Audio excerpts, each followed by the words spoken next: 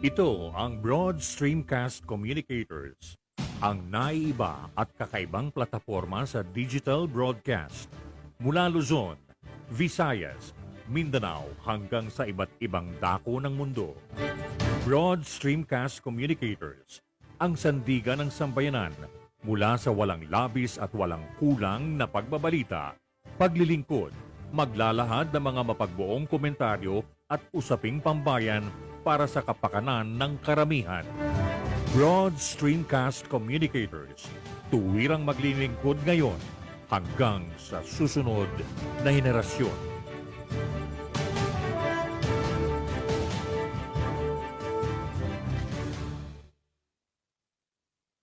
Your Honor, please.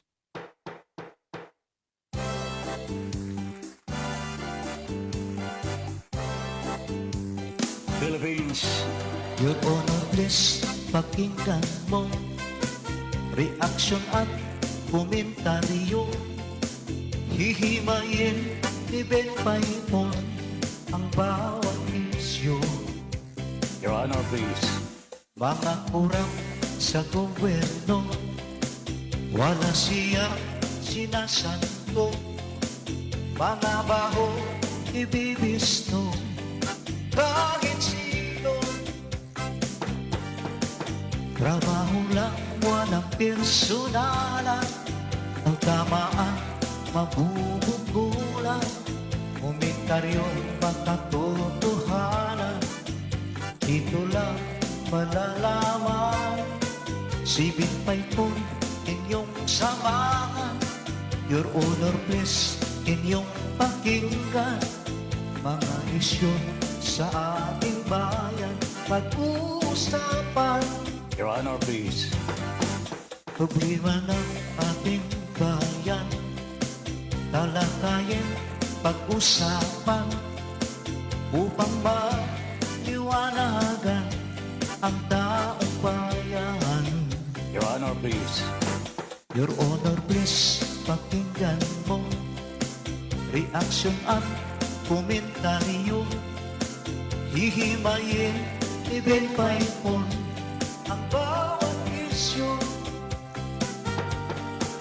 Trabaho lang, walang personalan. Ang tamaan, mabubugulan. Komentaryo, makatotohanan. Dito lang malalaman. Si Ben Paipon, inyong samahan. Your Honor, please, inyong pakinggan. Mga isyu sa ating bayan, pag-uusapan. Mga isyu sa ating bayan, pag-uusapan. Your Honor, please. Philippines.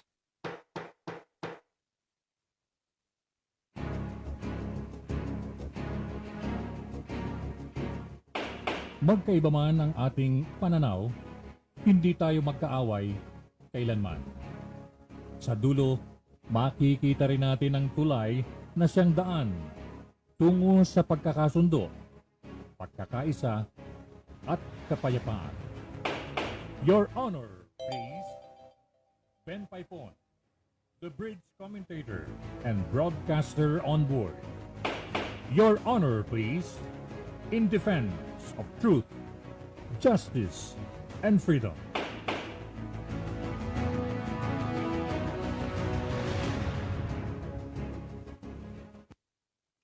Philippines. Good evening. Hi, Miss Universe. Gandang gabi po. At Your Honor, please, good evening. And welcome now to our program, Your Honor, please. Gandang gabi po sa inyong lahat. You are now invited to join us and to participate, excuse me, in this program. Marami po tayong pag-uusapan. Some are very, very sensitive talaga and very controversial. Okay? Pero sisikapin po natin na magiging magaan para sa atin. At hindi po tayo mai-stress, ha? Kailangan no dito tanggapin po natin ang katotohanan. Labanan po natin ang kasinungalingan. Ben Paipon po ang inyong makakasama as usual, alas 8 hanggang alas 10 tonight. May 7, birthday ng aking ate. Ate Cora, happy birthday muna sa iyo. Nako, lahat po kami senior na eh. Pero ang ganda-ganda ng pagkakataon sapagkat every one of us is healthy. Ay salamat po sa Panginoon. And Ate Cora, stay safe. And so with my sisters dyan sa New Jersey at mga kapatid naman po dito sa Calayan Island, Manong Ambir and Jim and Ping dito sa Susana Heights. Magandang gabi po sa inyong lahat ho. And on Sunday po, ay ito po, napakaganda, Mother's Day. Tangan nga lamang po, wala na po ang nanay ko, nasa heaven na. Pero ako naman ho may mother. Alright, pag-usapan din ho natin ang Mother's Day mamaya, Sunday ho. What are you going to prepare for your mama? Pasalamat po kayo kung meron pa kayong nanay. If you still have your mother, please try to take good care of her. Hanggang sa dulo, wag ninyong bibitawan ang inyong ina at ang inyong ama. Okay? Malalaman po na yan pag wala na sila. At wag ninyong hintayin na sila po mauna. Alright, mga kababayan po namin. Mukhang ang ating Director General ng Food and Drug Administration ay nalalagay na po sa alanganin. Compounded na po ang kanyang problema. Mukhang hindi po niya magampanan. Kanya ang mga taong bayan ang nagsasabi na po, Mr. Domingo, sir, baka pwede na ako kayo mag-resign. Bakit po? Ay unang-una po, na nagulantang na lamang siya, meron ng Sinopharm na ini-inject dito sa mga PSG po natin. Presidential Security Guards. At wala po siyang nagawa hanggang ngayon. Wala po siyang nagawa. There was no investigation. There was no response from the PSG. Saan nanggaling ang Sinopharm? Sino nagbigay? Sino nagpahintulot? So makikita na po ninyo, mga kababayan. Matindi po ang problema ni Mr. Eric Domingo, Director General of Food and Drug Authority. Next, itong ivermectin. Matindi po ito sapagkat in his own yard, nagtulak ko ng unregistered drugs. Itong dalawang kongresista po. This congressman knew beforehand that what they were pushing is unregistered. Pero anong ginawa ho ni Mr. Director General Eric Domingo? Wala. And so did the DOH. Wala rin pong ginawa. Dapat ito talaga, hindi naman nagagampanan ng tungkulin. Dapat mag-resign na itong Director General ng FDA, Eric Domingo, at saka si Mr. Duque. Pero ang tagal-tagal na ho natin, pinababa ito Mr. Duque. Umaakyat pa. Baka siya pa maging next President of the Republic of the Philippines. Malay ho ninyo. Mamaya ho, pag-usapan natin kung bakit. Okay? Pero itong si Mr. Domingo ho, nakakalungkot naman sapagkat, tingnan ho ninyo, itong bakuna ng mga security guard po ng presidente, puslit po ito unregistered. Pinagtuturok, sila daw ho nagtuturukan. Can you imagine that? So there was no investigation because the PSG would not cooperate. That is what is according to Mr. Eric Domingo. Hindi raw po nagko-cooperate ang PSG. Sabi po nila, nag-issue daw po ng compassionate special permit ang FDA sa mga PSG. Opo, sa totoo lamang ho. Pero alam ninyo, after the fact na po, natapos na po ang vaccination among themselves. Wala pong nurse from the DOH or from a hospital. Sila mismo nagtuturukan. Alam niyo talaga ito, mga kaibigan. Parang independent state po sila. A state within a state.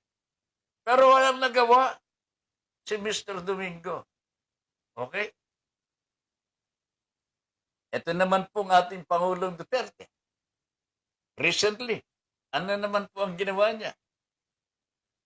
Alam po niya na yung Sinopharm na pinagamit po sa kanyang mga PSG had no EUA, Emergency Use Authorization.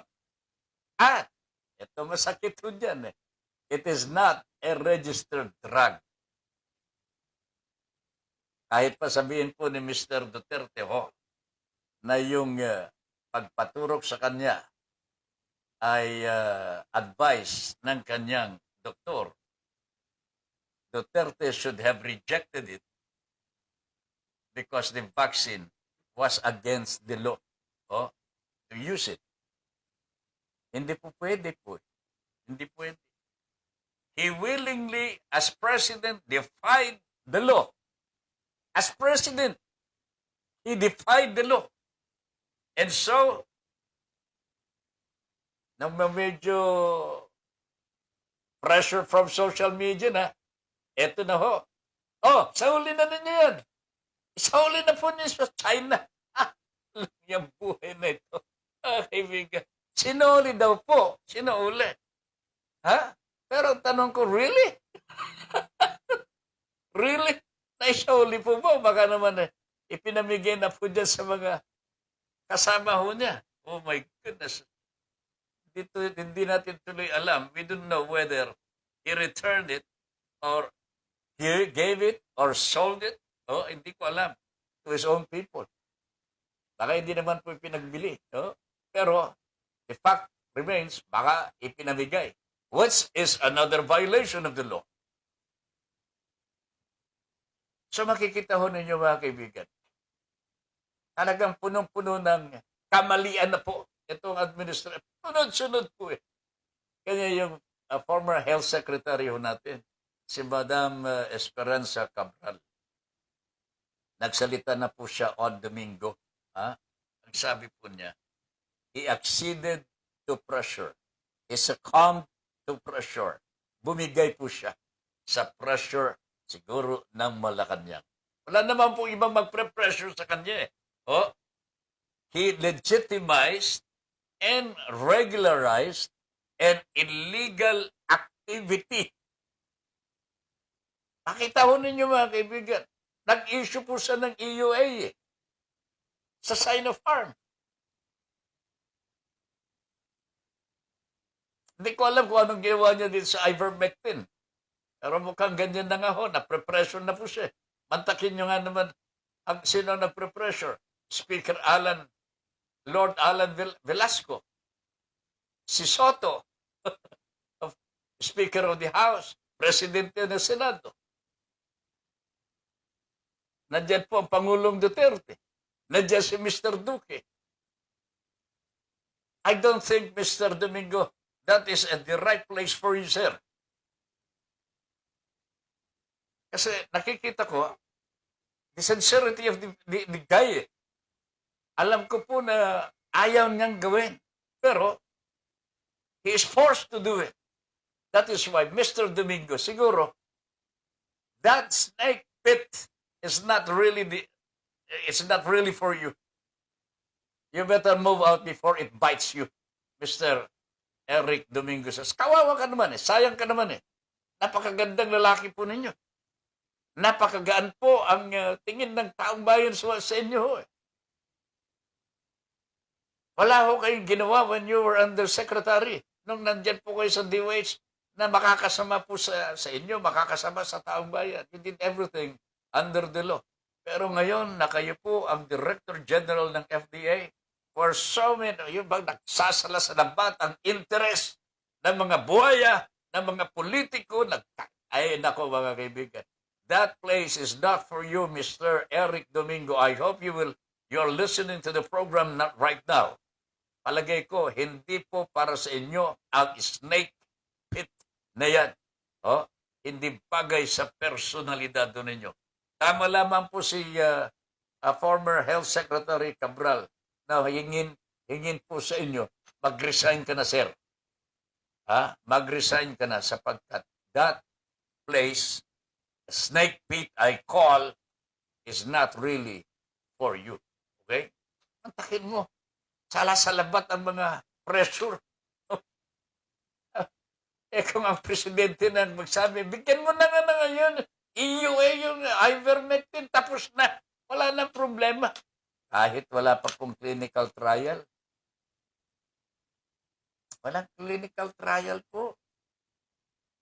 There is no evidence that it can cure COVID-19 virus. But there is side effect. O kung sa inyo tumama ang side effect, mga kababayan naman, wag ko tayong kakagat-kagat-kagat. Kaagad-agad. Sa mga tinutulak ng mga kongresista na hindi naman po nakakaintindi ng kalusugan sa kalusugan. Mr. Defensor is a party list for kalusugan. Sabi po nila. Pero anong nalalaman? Para pareho lang naman tayo eh. Nag-aaral po ba as a doctor? But he is representing kalusugan po. Kaya that is why he's nagtutulak ho siya ng pinagbabawal ng gamot. Gamot pa rin ho yan. Pero problema nga lang, pinagbabawal ng gamot. Ito naman po si Marcoleto. Sumasawsaw. Hindi ko maintindihan mga kaibigan.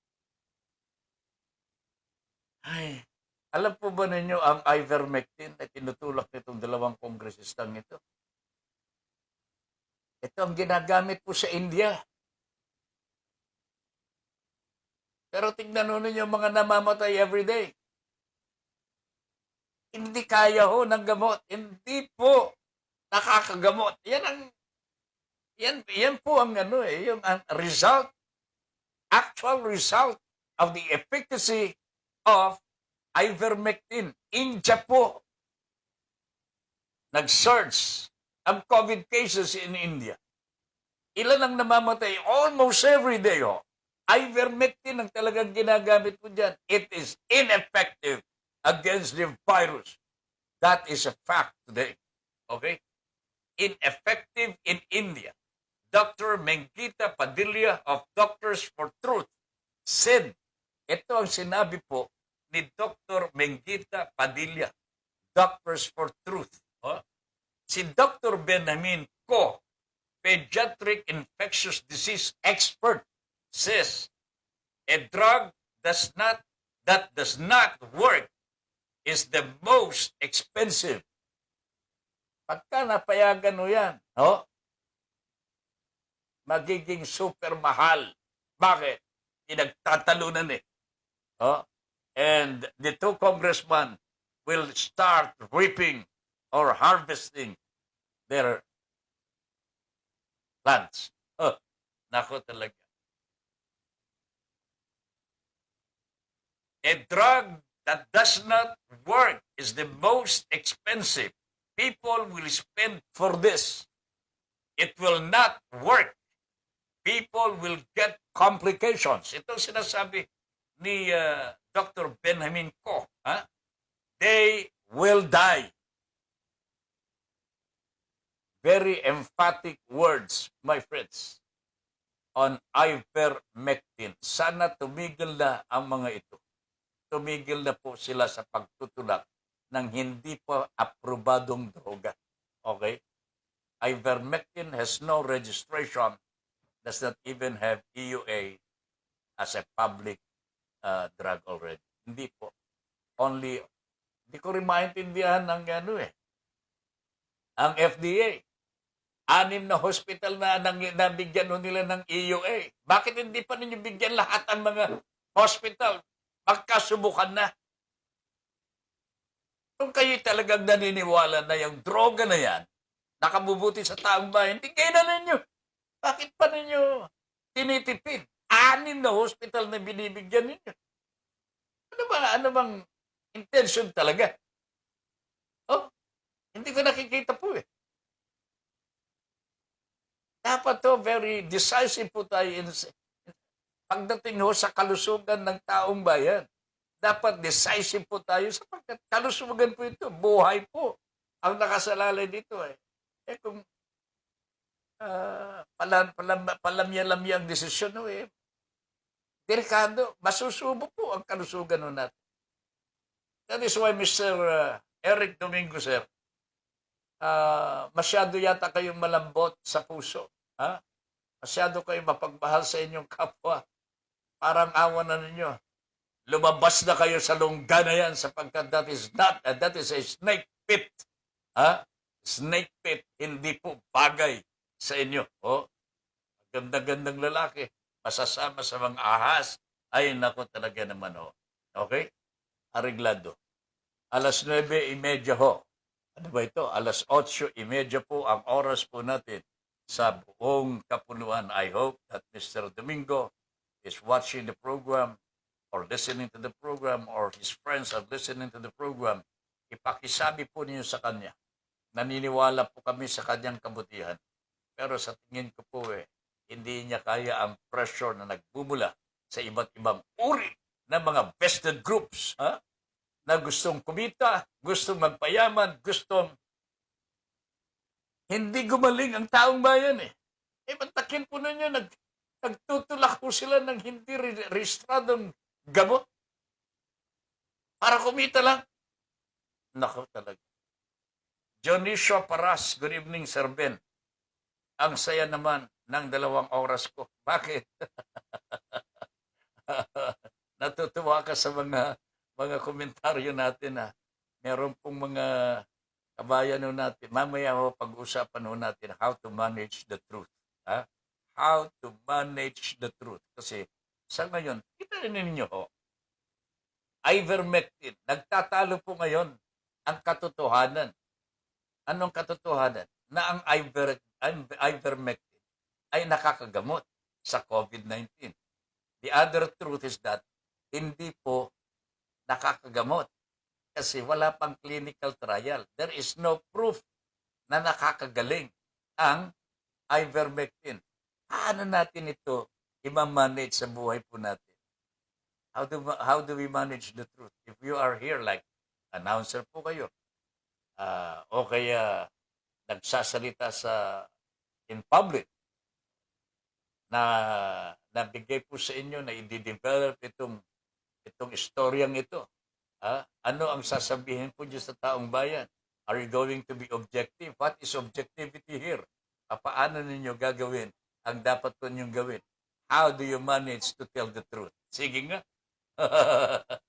Alright. Sandali ha. Andrew Neo. Good evening, Sir Ben. God bless you po. Ay, salamat. Good evening din po. Magandang gabi po, Andrew Neo. Wilma Zamora, good evening po, Sir Ben, and to all viewers. Stay safe and healthy po. Cass Ni is watching. Good evening. Josephine Roquero, good evening po, Sir Ben Paipon and Miss Universe. And Your Honor, please keep safe and your family and take care of your health. Blessed Friday. God bless always. God first. Okay? Thank you very much, Ma'am Josephine Roquero. Attorney, hi, pare ko, sabi ni Ricky Tisoy. Mga kaibigan, pasalubungan po natin ang palakpakan ang Bureau of Customs sapagkat nakakasakutin na po sila ng mga smuggled goods from China. Wow, my friends. Congratulations sa Bureau of Customs. Eto galing sa China yan. Yung mga meat products, manok, pati isda. Ini-smuggle dito sa atin. Galing po sa West Philippine Sea. Bullshit na mga incheck na ito. Mamaya, pag-uusapan natin yan. Parang Ricky Tisoy. pasalamatan ho natin ang BOC sapagkat sumisipag yata talaga ang mga tao ni Mr. Guerrero. Ha? Nakakasakotin na ho sila ng mga kontrabando galing po sa China. Eve M. Ramos, good evening, Sir Ben. Your Honor, please. At saka Miss Universe, sabi ni Miss Eve M. Ramos. Lynn Aguila is watching. Good evening, ma'am. Good evening po, Sir Ben, sabi. Charlie Fry, good evening, Tata Ben. How are you today, Charlie? Kumusta ka? Josephine Roquero, my birthday on May 9. This week. Pero teka muna. Pag-aralan nga natin, pag-usapan nga natin ito. How to celebrate the birthday of Josephine Roquero. Ano kaya ang ipadadala niyang pagkain sa mga nanonood ng Your Honor, please? Josephine, may problema ka. Sinabi mong birthday mo eh. Anong pakakain mo sa multitude? Ang daming nagugutom. But don't worry because it's always nice to celebrate a birthday with or without food. Ang mahalaga po dito, yung nasa isip mo at nasa puso mo. Okay? And your relationship with your Lord, with your God, and your relationship with your loved ones in the family. That is the most important thing.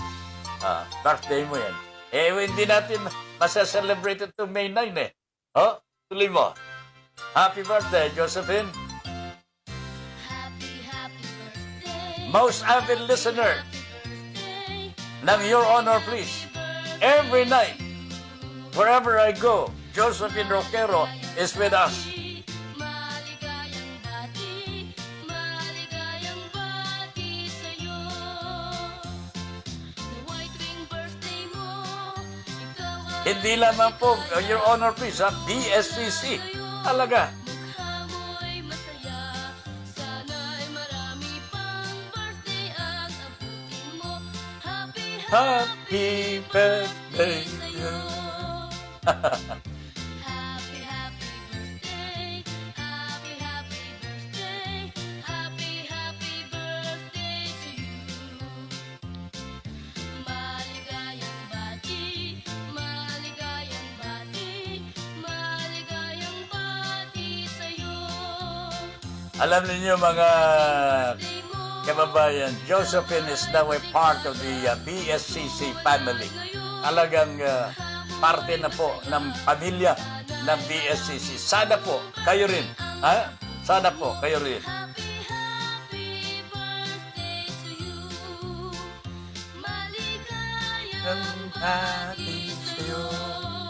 Josephine, blessed birthday to you. Sana the blessings of the Lord will pour upon you on your birthday. Not only on your birthday, but all the days to come in your life. Sana pagpalain ka at bigyan ka ng blessing ng ating Panginoon na maging maganda, mabuti, mahusay ang pamumuhay po ninyo. Not only for yourself, but your family. Happy birthday, Josephine. And more blessings talaga. Okay? Josephine Roquero, birthday celebrant for May 9. Wala tayong programa sa May 9, kaya, Mother's Day pa. Josephine, Mother's Day pa. Wow!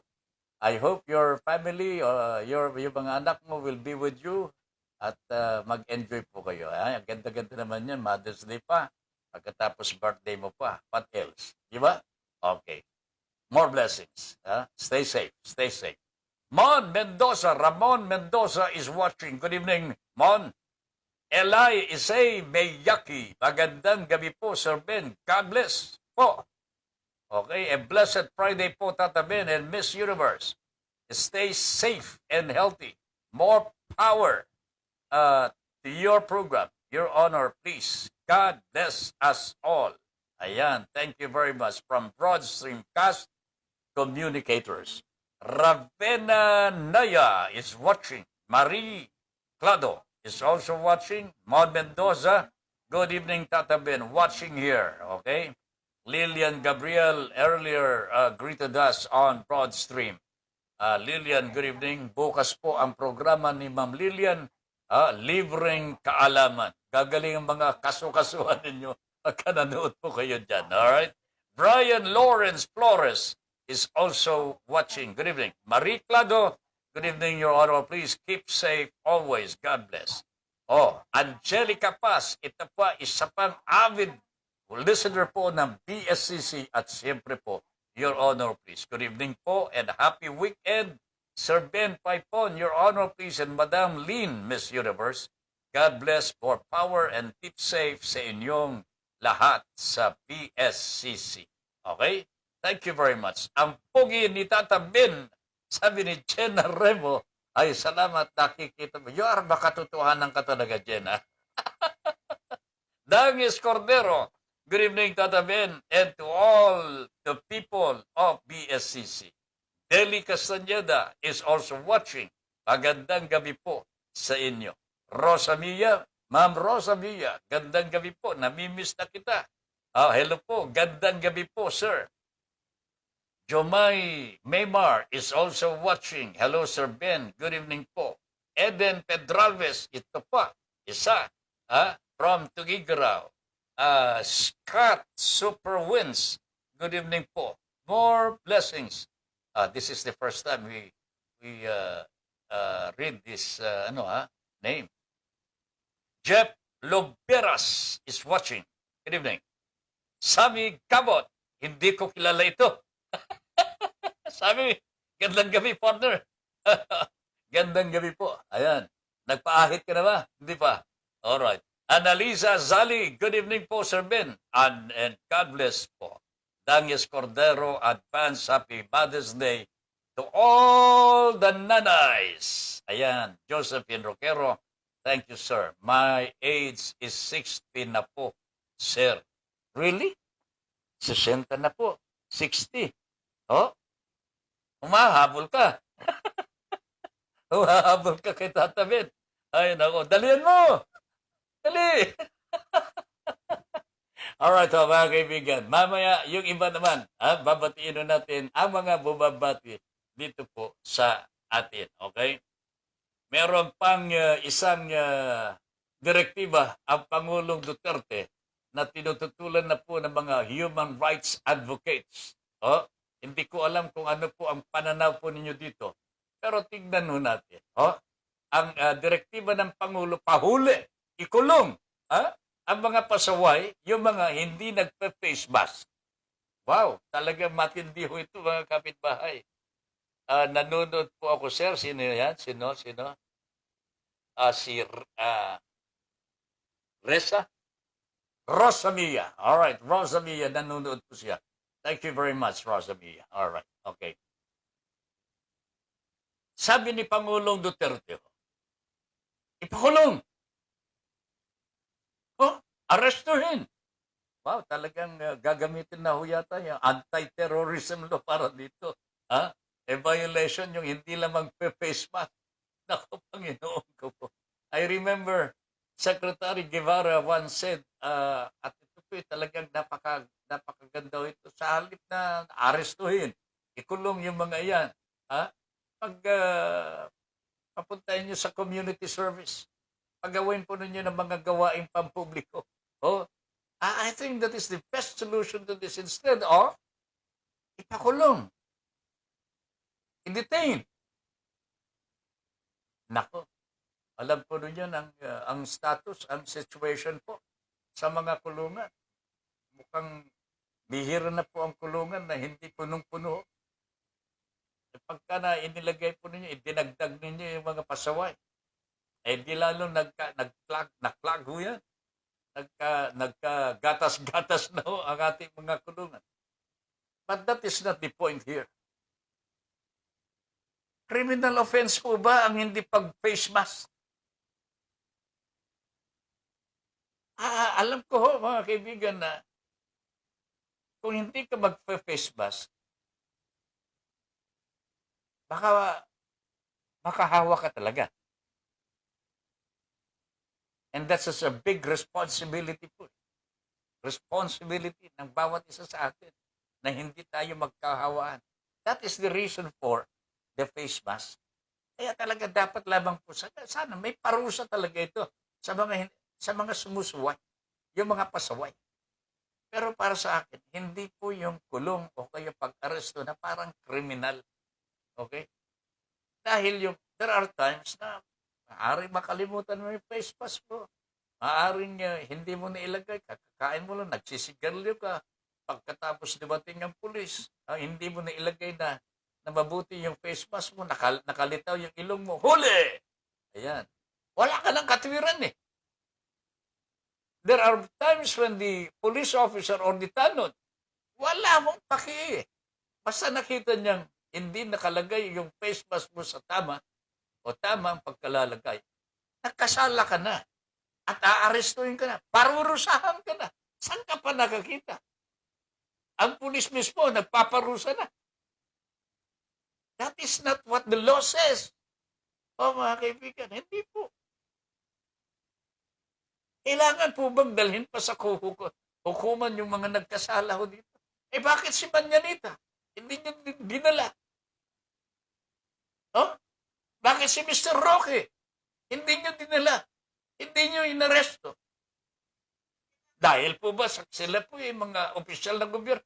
All the more na dapat po sila ninyo pinatikim ng hagupit ng batas sapagkat sila ang dapat tutularan ng tao at sila po ang dapat magpapatupad ng batas. Opisyalis po sila. Kasi yung pasaway ho, hindi niya alam ng batas. Maaaring alam po niya pero wala sa loob po niya yan. Kasi, ang kanyang focus, saan ba ako makakakuha ng pagkain ko ngayon? Yan po ang kanyang focus eh. Nakakaawa naman.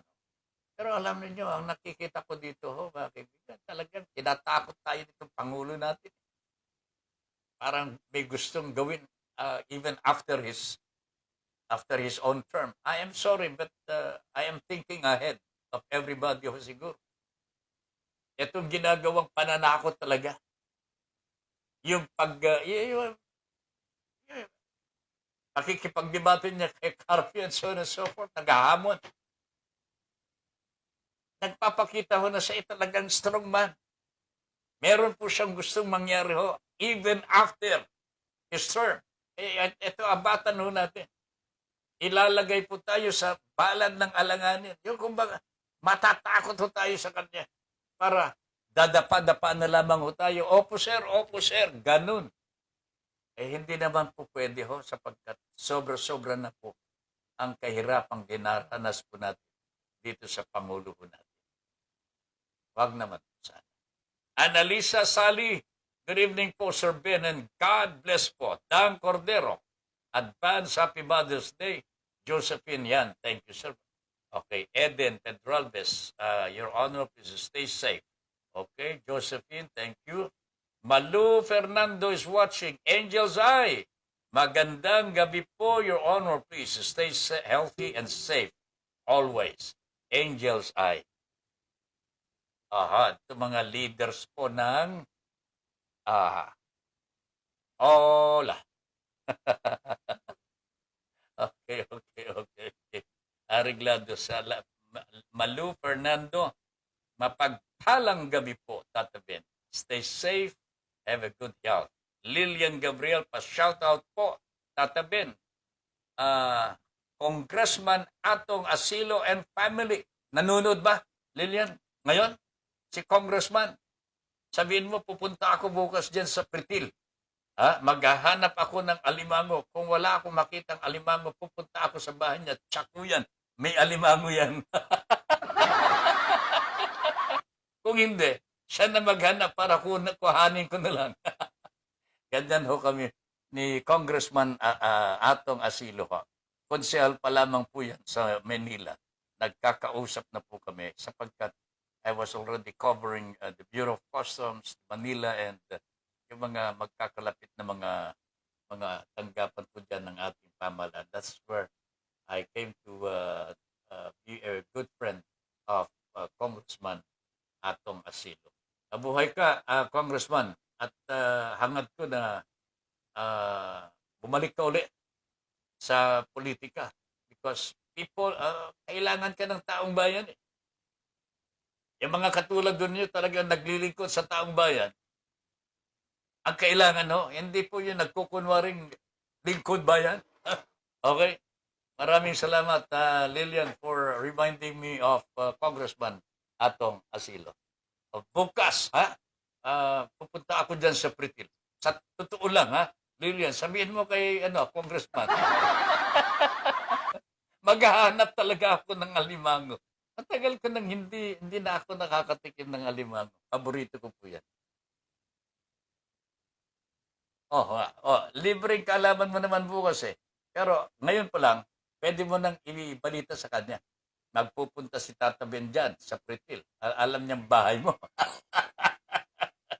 Lilian, ang galing talaga mag-alaga ni Miss Universe. Pabata ng pabata. Si Tata Ben, ano ka?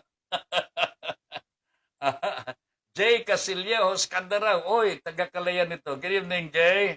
Kumusta po kayo dyan?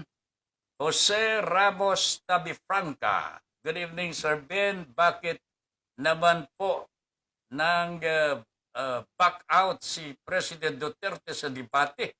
Nag-back out na ba? Hinahanap ko kanina eh. Di ba siya ang naghamon? Anyari? Nagtatanong lang po. Stay safe, take care, God bless. Jose Ramos Tabifranca. I really don't know. Charlie, can you check? Ano ba? Anyari? Ang tapang-tapang si Mr. Duterte pagkatapos what?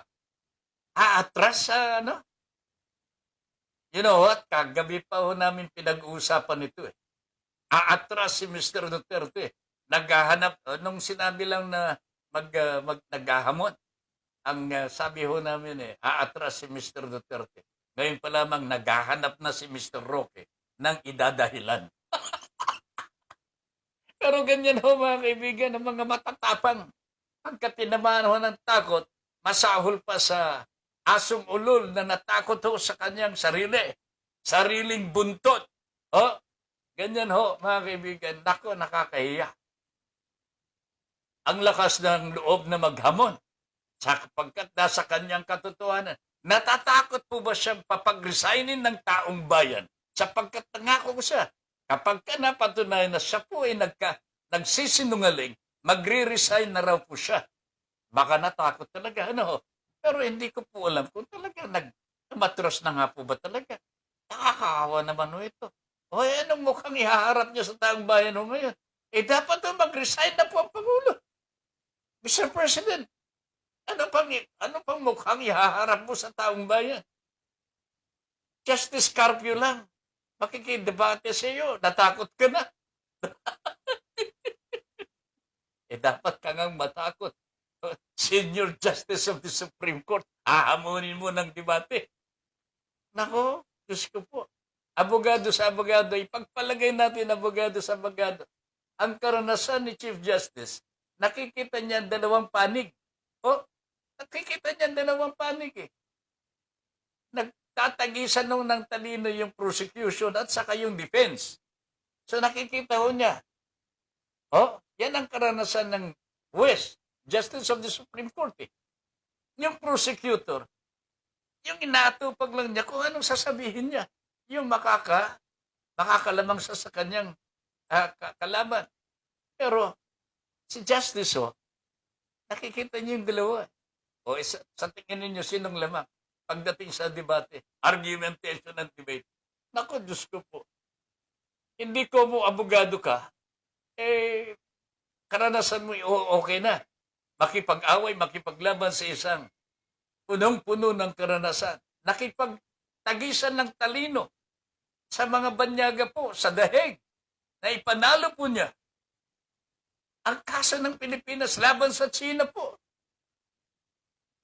Huwag na ho ninyong sabihin, justice talaga, hahamunin mo.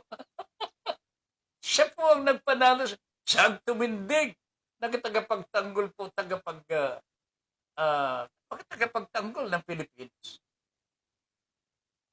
And hahamunin ng Pangulong Rodrigo Duterte, sir. Nakakahiya naman po sa yata.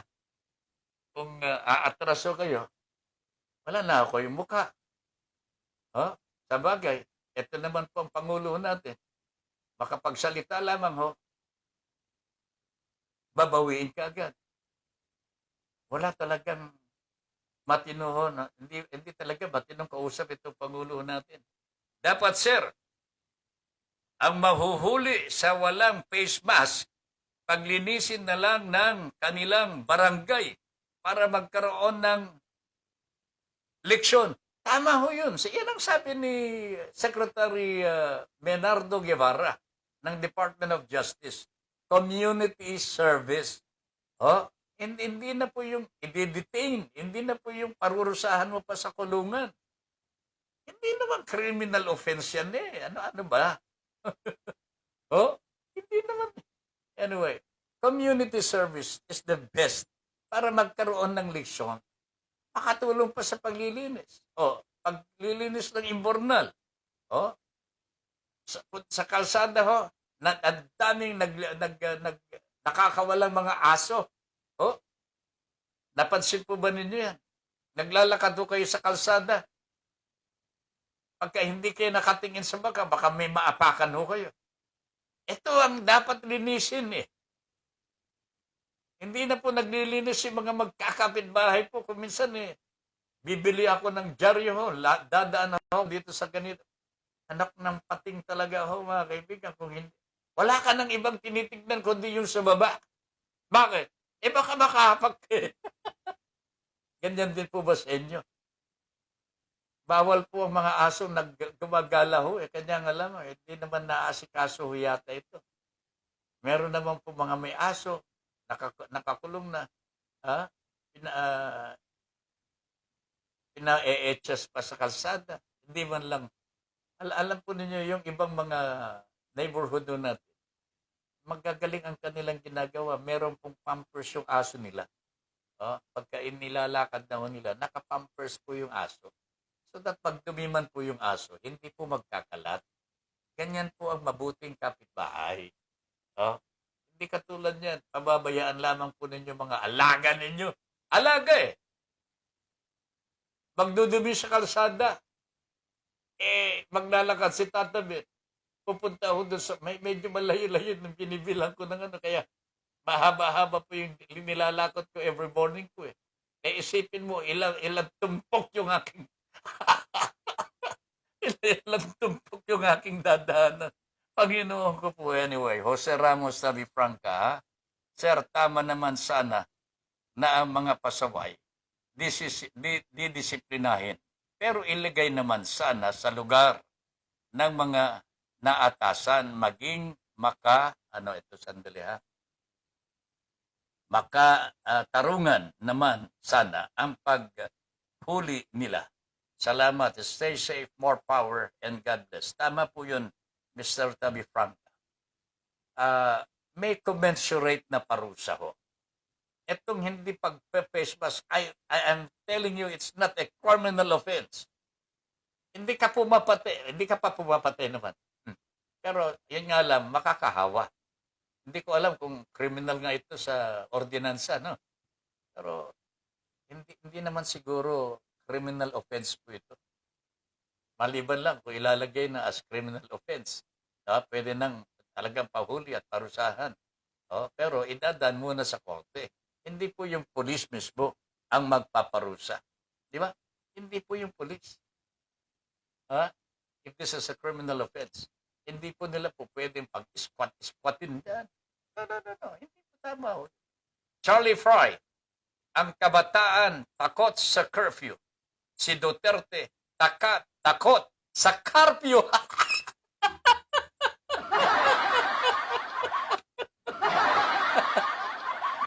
This is the best anecdote ever, my friend. Ayos na ayos ka dyan, Charlie. Sabi ko na nga sa iyo, wag ka nang magbabakasyon eh. Ang kabataan, takot sa curfew. Curfew. Duterte, takot sa curfew.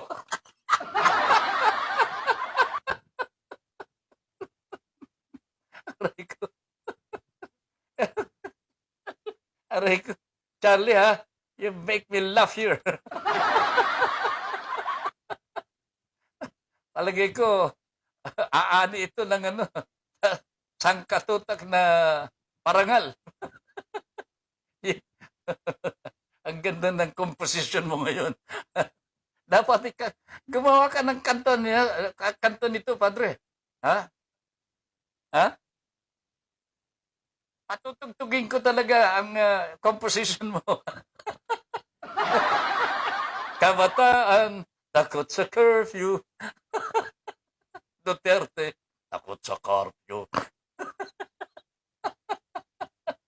Pero, totoo ba? Totoo ba na matras na si Pangulong Duterte? I have not seen. I tried to rest kanina kasi hapon. Hindi ako nakapanood ng mga balita sa TV at social media. I had a rest before our program. Hindi ko na abatan kung umatras na nga talaga ang Pangulong Duterte. Can you try to see Charlie, Padre, ha? Ang kabataan takot sa curfew. Si Duterte takot sa curfew. Original ba ito, Padre? Ang mga pulis sa Vietnam, pinapara ang mga tao na walang face mask at binibigyan ng face mask, hindi ikinukulong at ibinubugbog. Oh, this is the best, mga kaibigan. That is why Vietnam has the least cases of COVID cases. Vietnam po. Alam po ninyo, nasabi ko nga kanina sa aming resource person sa Radyo Pilipino. Isang dahilan kung bakit gusto ni Pangulong Duterte na parusahan ng mga pasaway para mapagtakpan niya ang kanyang sarili na wala siyang pera, pambili ng face mask, pamimigay sa mga mahihirap natin mga kababayan. Scapegoat. Camouflage, ho. Anak ng pating talaga, ho, mga kaibigan. Puro panakipbutas, ho. Pero hindi tama po eh. Hindi dapat nawawalan po ng pera ang gobyerno ho natin. Bakit nawawalan po ng pera? Hindi po nawawalan ng pera ang ating pamahalaan. Hindi lamang na-prioritize at hindi po na ibibigay sa dapat pong paglagyan. Patakin po ninyo, trilyon. Ipinautang po sa atin. Nasa kaban po ng bayan o yan. The Constitution says, in times of crisis, you may realign. Para sa COVID naman po talaga yung mga inutang. Oh, ngayon, bakit walang pera? Kasi po, yung 10 bilyon, ibinigay po sa budget ng National Task Force laban sa komunistang Pinoy. Can you imagine that, mga kaibigan? Bakit na pupunta ho doon?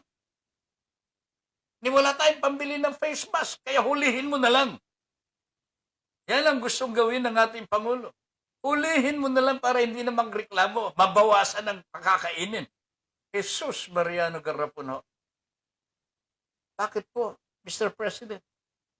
Debate na lang kayo kaya Mr. Carpio. Bakit kayo matras? Ha? Tingnan ninyo, mga kaibigan. The difference between Vietnam and the Philippines. Kitang-kita ho, mga kaibigan. Sa Vietnam, ang mga hindi naka-face mask, hindi po hinuhuli ng pulis. Binibigyan po ng face mask. Hindi po binubugbog. Dito sa Pilipinas, hinuhuli, binubugbog, kinukulong. Wow! Mr. President, what a remedy. Kaya ako nakakasuka ho, nakakasulaso. Ay nako, Dionisio Porras. Ididribble siya na parang bola ni Justice Carpio. Ang lakas ng loob, manakot, tatakbo lang pala.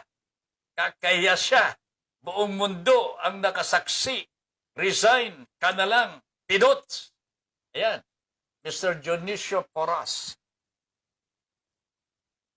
we join the people in asking for the resignation of the President. Mag-resign na ho kayo, Mr. President. Wala na ako kayong mukhang iharap. Puro kasinungalingan po kayo eh. Sir, ipinangangalandakan mo ninyo. Yung bang sinisisi po ninyo yung dalawa, Carpio at Del Rosario, na sila daw po ang nagpatalo sa sa Scarborough Shoal. Kaya daw tayo matras, pinaatras oh. Hindi ba niya anong karapatan, anong kapangyarihan ng dalawa na magpaatras? Hindi po sila presidente. Bakit hindi niya tanungin yung kanyang counterpart, si Pinoy? Kung talagang tama ang kanyang ginagawa, tanungin niya ang kanyang predecessor. Si Pinoy, nandyan lang si Pinoy. Hindi naman umaalis si Pinoy eh. Hindi naman naatras yan. Sasabihin niyang totoo. Ang totoo po, and the truth is, we are now managing, this is how to manage the truth. Kailangan mag-research po tayo. Ang anong sabi? Ang dahilan ng pag-atras ng Pilipinas, napakiusapan po ang both China at Philippines to conduct yung bang mag-umatras po pareho para hindi na po lumala ang sitwasyon. Masunurin po ang Pilipinas. Masama po bang maging masunurin? Hindi po masama ang maging masunurin. Dapat tatak ng Pilipino yan. Masunurin eh. Sumunod ang mga Pilipino. Iisa lang naman barko natin eh. Madaling iatras. Inatras po natin. Inanatili po ang China. Pagkatapos sinamantala ho yung pag-atras ng mga Pilipino, pumunta na ho sila dun sa Islamismo. Naglagay na po ng military hardware. Anong klaseng kausap po ang China? Bakit hindi po kastiguhin ni Pangulong Pidot ang China ho sapagkat sila ang nagsamantala ng pag-alis ng China, ng Pilipinas? Hindi natin kagustuhan na umalis. Pero sumunod po tayo sa kasunduan brokered by the United States of America. Okay? Deceitful lang ginawa ng China. Bakit po pinagagalitan ni Duterte ang ating mga kababayan, yung mga Pilipino? Bakit mo pinagagalitan? Oh? Bakit ka nagsasabi ng hindi totoo? Sinungalingan o yan eh. Walang karapatan, walang kapangyarihan si Carpio, Justice Carpio o kay Del Rosario na utusan ang Navy o kaya Coast Guard na umatras because that is a mandate of the President from the Constitution. Siya ang Commander-in-Chief. Bakit hindi tanungin ni Pidot ngayon? Itong si Pinoy. Kung talagang magaling na presidente at talagang ang hangad niya po ay katotohanan. Di ba? Ang hangad niya katotohanan. Nandiyan si Pinoy. Sa tingin po ba niyo, magsisinungaling pa si Pinoy?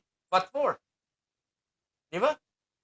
Pero ayaw lang ni Pidot na malaman po ng taong bayan ang katotohanan. Sapagkat siya po ay nakipagkuntsaba na sa mga incheck. Yan ang katotohanan no, mga kaibigan. Nakakuha na po siya ng 25 million US dollars para sa kanyang build program. Pero 5% pa lamang ho nakarating dito. O hindi po ba nilalansin ng mga inchik ito si Pidot? Pero nandyan pa rin po yung kanyang paghanga. May utang na loob daw po tayo sa mga inchik, anak ng pating na buntis na hindi po mapapanganak. Grabe na po ito mga kaibigan. Kaya dapat lang siguro mag-resign na po itong Pangulo natin. Payag po ba kayo? O, mga kababayan po namin, nanonood at nakikinig sa Your Honor, please. Ano ang pasya po ninyo? Gusto ba ninyo mag-resign na po ang ating Pangulong Rodrigo Duterte? O, dahil po sa kanyang mga ginagawa. Tingnan ninyo. Responde ng ating pamahalaan sa COVID na ito. Ang dami pong walang trabaho. O, 4 million nung nakaraan. Isang taon po. Nabawasan po yan nung medyo bumaba po ang bilang. Pero nag-research, wala pang data. From 4 million, baka 5 million na po ang walang trabaho ng mga Pilipino. Meron po ba silang ayuda? Wala po eh.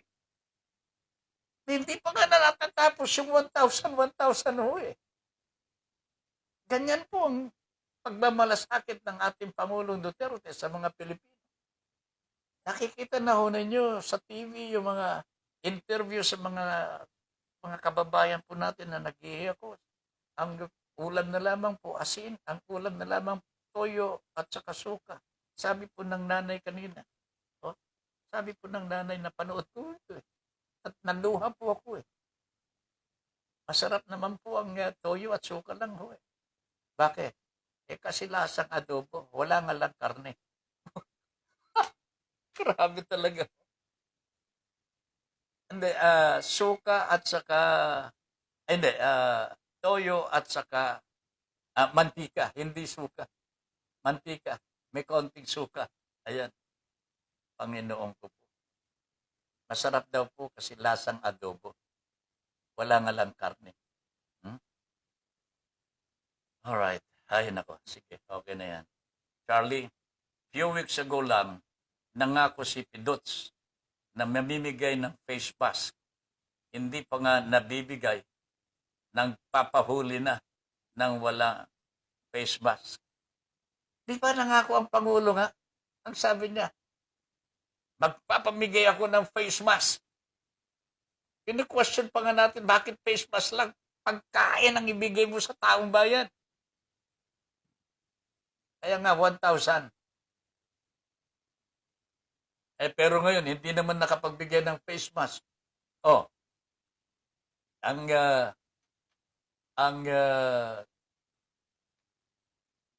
ginawa ni Pidots naman, yung mga walang face mask, uhulihin, ipakukulong.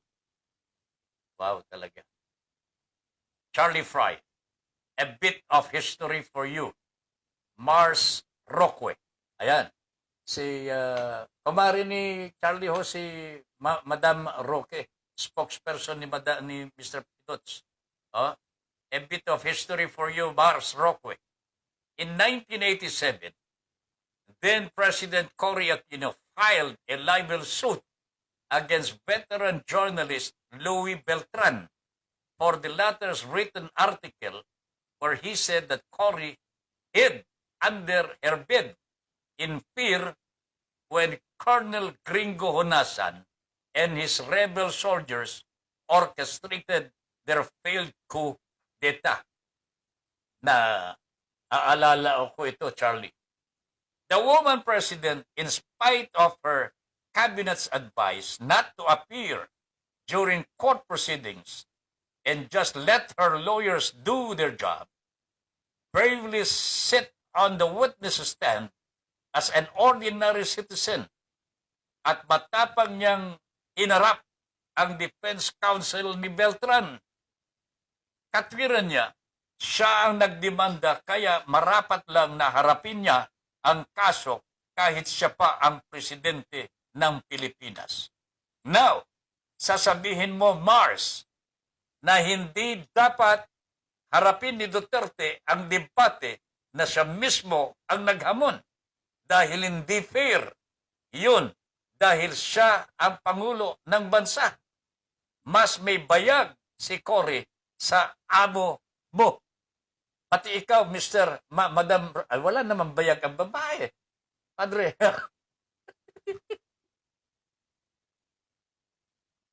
Wala naman pong jagbols ang babae, kaya pabayaan mo na si Mars Roque. Pero itong si Pidots, bakit ito talaga? Umatras ba talaga, Charlie? Is it obvious now? Gusto ko sanang mapanood yung video kung meron man. Oh? Rosa Mia.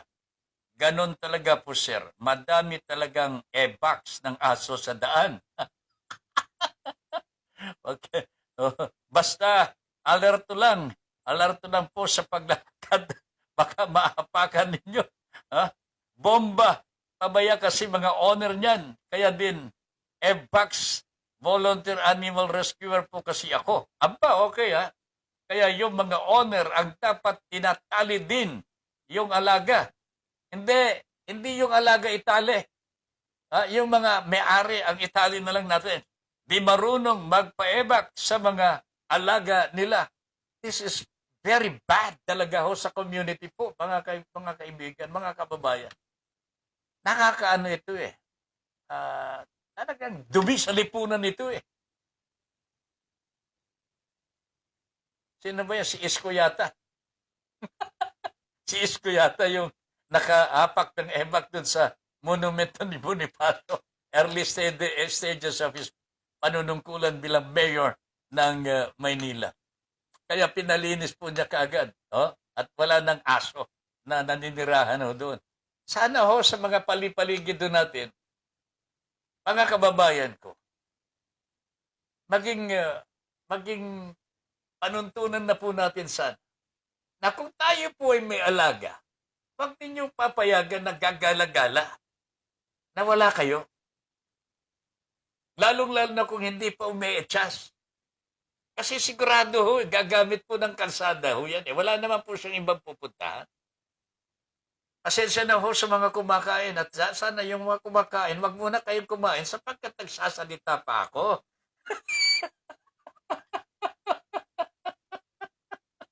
Ala, pero sana po Pero balikan natin yung kay Charlie. Alam niyo ho, kaibigan, mga kababayan, kababaeng tao. That was Tita Cory. Panahon ni Marcos ho. Walang takot po yan.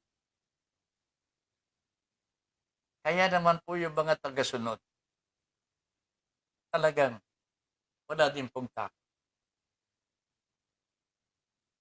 She took the witness stand. Hinarap po niya yung counsel. Ay, matindi ho yung counsel ni Beltran. One of the, yung mga magagaling na abogado ho, na hindi man lamang nagkaroon ng hiya bilang ano, kasi presidente ho yung tinatanong. Talagang grabe ho. Nasa oposisyon kasi po yung abogado ho eh. Kung tanungin si Tita Cory ho noon, parang pinahihiya talaga. Nakakasulasok po, mga kaibigan. But Tita Cory gamely answered the questions at marunong talagang sumagot si Tita Cory. Nakakahiya po yung abogado noon sapagkat kababaeng tao, nilalapastangan po niya sa ere. Grabe talaga. Melito Rodelio Velitante. Mel, how are you, Mel? Kumusta ka na? Yeah, Tata Ben. Kumpawa. To kami. Nogo kago. Ano pa talaga yung ginagawa mo? Hi, Tata Ben. Good evening and God bless. Sabi niya, you're very handsome today in Japanese. Oh, talaga. Hindi ka talaga maawat, Padre. Thank you very much. Umatras na po, sabi ni Charlie.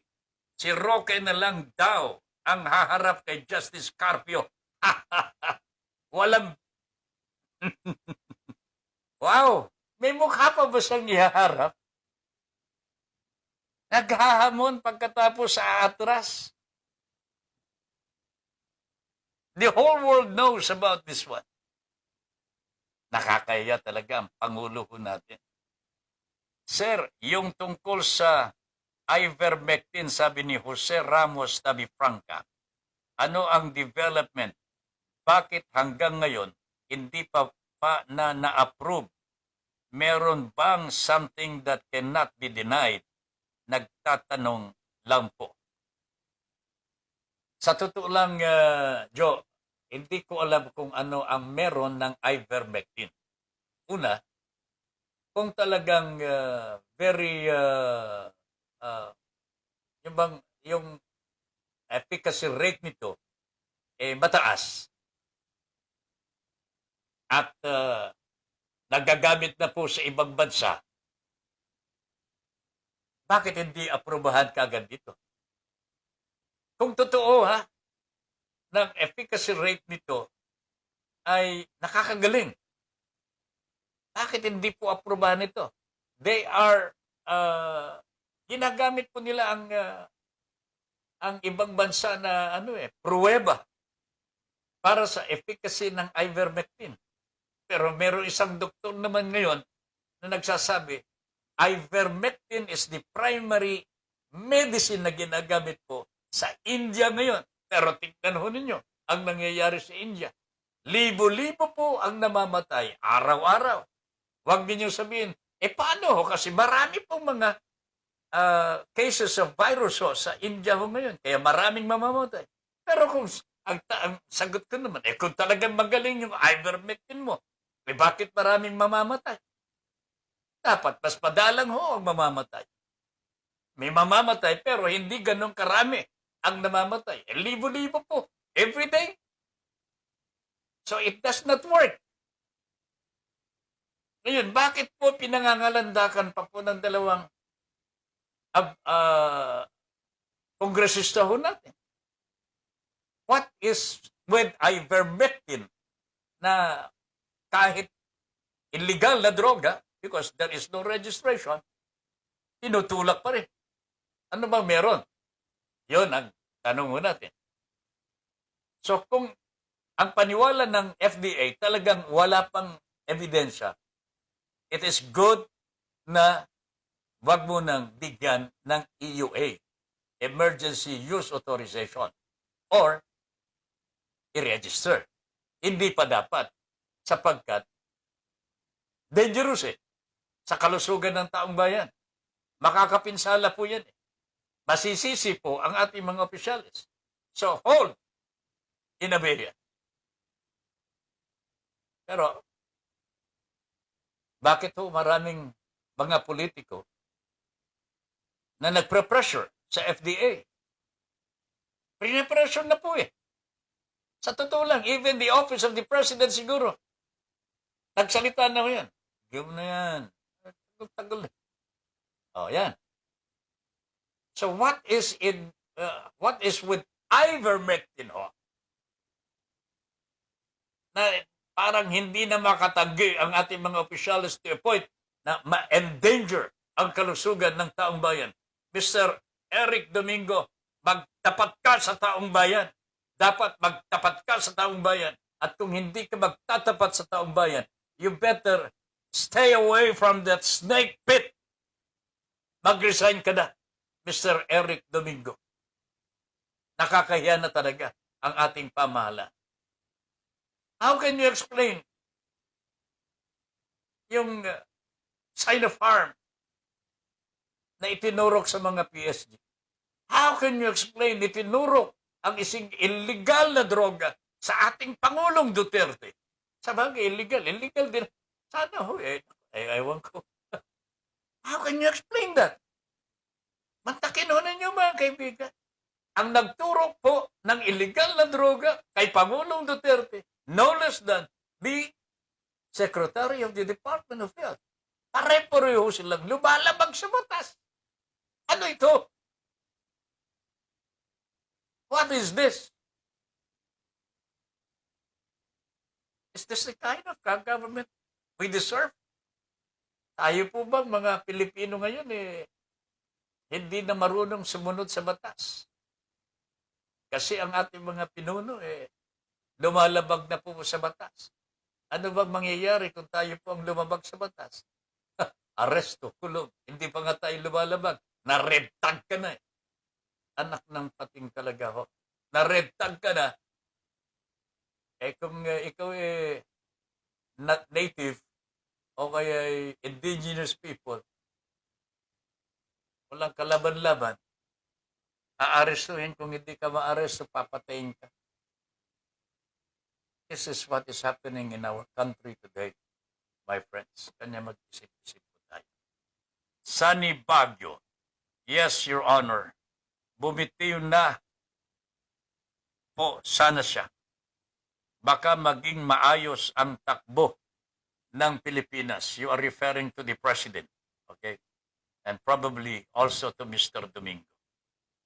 Ayon Sound, Joventeus, Good evening po, Cabin. God bless. Alex Aquino is watching. Magandang gabi, Padre. Nanonood mo ako, pero hindi mo ako tinutulungan, ha? Bakit mo pinatras ang Pangulong Duterte? Mag-e-enjoy pa naman sana ako sa panonood. Bakit mo pinatras? Oh, si Sec Roque pala ang ipapalit kasi it's unfair daw. Baka daw may masabi pa ang President Duterte na hindi tama, bakla, makasama para daw nga sir. Totoo ba nang nagtatanong lang? ano nang watot talaga, oh. Charlie Fry sending you now the video of Duterte backing out of the debate. Padala mo nga, Padre. I-play ko. YCO Roduac Cardo, watching. Oventeus, sa pag-open ko ng program ninyo, saktong-sakto po yung sinabi niyong wag lang umietsyas yung aso. Sa pagsubok ko ng sinahin, nakain na may itlog. Pasensya ka na, Audrey. Sapol na sapol ako. Sarap tuloy ng kain ko. Thanks. Hindi ako nagpasintabi naman po ako. Pasensya na po sa mga kumakain. Kasi alam po ninyo, kumakain yung katabi ko hindi ko maiwasan kasi part of the part of the topic na po yung pero wag ninyo akong sisisihin po dyan, ha? Sisihin po ninyo. Magpamasyal ho kayo sa mga palipaligid po ninyo. Lalong-lalo na sa umaga. Ako, Panginoon ko po. Oh? Okay, si Ma'am Rosa Mia, alam na alam po niya. Siguro, ganyan din ang nangyayari sa kanyang paligid. Pasintabi ulit, ha? Oventeus, pasensya na, my friend. My friend. Pero masarap naman, di ba? Alright, good evening po, Sir Ben. God bless you po and stay safe. Sabi ni Rodwak. YC, okay? Video already sent sa messenger mo, Tata Ben. Alright, okay? Hindi ba i-play? Alright. Hindi pala ma-play, Padre. Sayang. As much as I would like to play. Pero gusto kong Hindi ma-play. Alright. Anyway. Mamaya titignan ko, partner, ha? Titignan ko, partner. Pero, hindi ko sila nahihiya. I cannot imagine, paano pa, how can he stay in Malacanang? Puro kasinungalingan na lamang po ang lumalabas sa bunganga niya. Pagkatapos, cleanser ni Mama Roque. Madalas naman mga kaibigan, wala sa katwiran talaga. Kahit ano pang sabihin ni Miss Roque, hindi maitutuwid ang talagang kasinungalingan. Hindi po pwedeng pagtakpan ang kasinungalingan ng mas marami pang kasinungalingan. No. You cannot right a wrong with another wrong. Alam naman nila yun I know they are more intelligent than us. Ang problema po, hindi nila nagagamit ang katalinuhan po nila sa tama. And I think this is how to manage the truth. Dapat alamin ho natin ano yung totoo. At ipagtanggol ho natin ang katotohanan.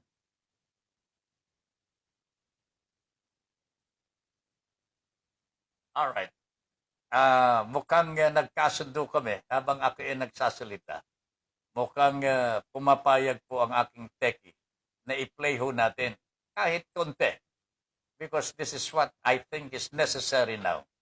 Let the people know na Mr. President Duterte challenged Mr. Carpio to a debate on the West Philippine Sea only to retract from the debate.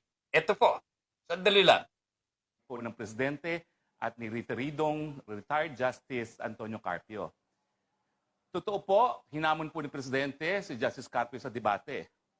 Pero ang pagdidebate po ay dalawang bagay, di ba po? Sino ba ho ang responsable sa pagkawala ng Scarborough Shoal?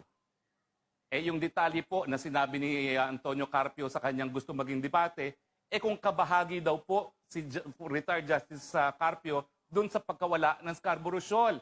Hindi naman po yun ang subject matter ng debate.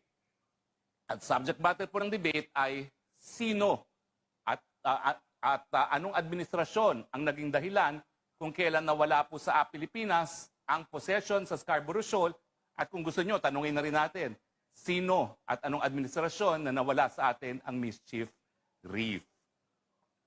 Now, anyway, handang-handa po sana ang Presidente na dumibate, pero kagabi po, tinanggap po niya ang advice ng ilang mga miyembro ng gabinete, kasama na po si Executive Secretary Medialdea. Ganun. Ang sabi po ng ating mga gabinete, at sinusugan po ito ng dalawang senador, si Senate President Soto at saka si Senator Pimentel, na unang-una, wala pong mabuting magiging resulta itong debating ito para sa sambayan ng Pilipino. Pangalawa, nanindigan po ang mga miyembro ng gabinete Na? ay bakit papayag sa debate? Nakaupong presidente naman si Presidente Duterte at si Antonio Carpio po, Attorney Antonio Carpio, bagamat siya ay dating mahistrado, ay ordinaryong mga abogado na ngayon. Parang hindi naman po ata tabla, no, na ang Office of the President, na Presidente mismo, ay harap sa isang ordinaryong mambabatas. Parang hindi po patas. At ang pangatlo at pinakaimportante ay sinabihan po ang Presidente ng ating mga miyembro ng gabinete na napakahirap po na mag-participate ang Presidente sa ganyang debate. Bakit po? Kasi nakaupo pa siyang Presidente. At ibig sabihin, lahat po ng masasabi ng Presidente doon sa debating yon ay makaka-apekto po sa mga pulisiya ng gobyerno. Hindi na po mababawi ang po pwedeng sabihin ng Presidente sa debating yon, bukod pa sa katotohanan na kaya nga po tayo meron tinatawag na executive privilege, no? Yung mga bagay-bagay na hindi dapat isa publiko para makagawa ng mga tamang desisyon, bagamat hindi popular na desisyon ng isang presidente. Bakit naghahamon pa? Mako-compromise po yung mga bagay-bagay na ito, yung mga information na ito, kung papayag po at ituloy ng presidente ang pagdebate kay dating Supreme Court Justice Antonio Carpio. Okay. Pero tuloy po ang debate. Ha? Tuloy. Ang sabi po ni Presidente, kung papayag si Antonio Carpio, tuloy po ang debate dahil importante naman na marinig yung mga ideyas, no, para ang mga taong bayan ang makagawa ng konklusyon. Ang sabi po ni Presidente, tinatalaga niya po ang inyong abang lingkod na debate, si retired Justice Antonio Carpio. At tinanggap ko naman po ang pagtatalaga ni Presidente. Sabihin lang po ng Philippine Bar Association kung kailan, saan ang debate, at sisipot po tayo ron. Pero ang pagdidebatihan po malinaw. Unang-una, sino ang responsable sa pagkawala ng teritoryo ng Pilipinas? Feeling Si di blanks na lang yan Duterte ba Uy. o ang ibang administrasyon? Pangalawa, tama ba ang sinasabi ni Antonio Carpio na binaliwala ni Presidente ang panalo natin doon sa Hague Tribunal? At kung gusto niya, pangatlo, tama ba po na namimigay ng teritoryo ang Presidente Duterte?